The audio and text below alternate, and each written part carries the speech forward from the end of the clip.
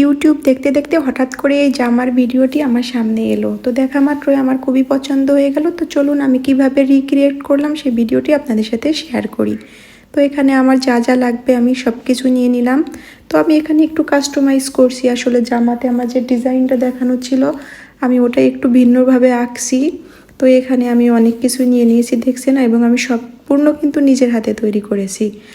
আমি ফুল এবং ডিজাইনটা সুতা সবই একটু ভিন্নভাবে নিয়েছি, আমার এমন করেই মনে হয় ভালো লাগছিল। তো যাই হোক, আমি ডিজাইনটা সেম রেখেছি আর ফুলের ডিজাইনটা আমি আলাদা করেছি।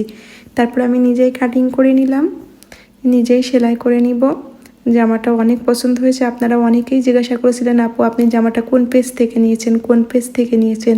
আসলে আমি কোনো পেজ থেকে জামাটা নিই নাই, আমি নিজে এটা তৈরি করে নিয়েছি। তো দেখুন আমি কিন্তু এটা খুব সহজেই তৈরি করে নিয়েছি। ভেবেছিলাম অনেক সময় লাগবে হয়তো, কিন্তু আমার খুব বেশি সময় লাগেনি, 1 মাসে আমি জামাটা কমপ্লিট করতে পেরেছি। এই যে ওনার সাইডে আমি লেস লাগিয়ে নিয়েছিলাম। তো জামাটা অনেক সুন্দর হয়েছে। আপনাদের যদি কোনো কিছু জানার থাকে তো অবশ্যই কমেন্ট করবেন, আমি অবশ্যই রিপ্লাই দেব। তো এই যে দেখুন আমার সম্পূর্ণ কিন্তু লেস লাগানো হয়ে গিয়েছে, আর এটাই হচ্ছে আমার জামার ফাইনাল লুক। তো আমার জামাটা কেমন হয়েছে, ডিজাইনটা কেমন হয়েছে অবশ্যই কমেন্ট করে জানাবেন। তো আজকের মতো এই পর্যন্তই। আল্লাহ হাফেজ।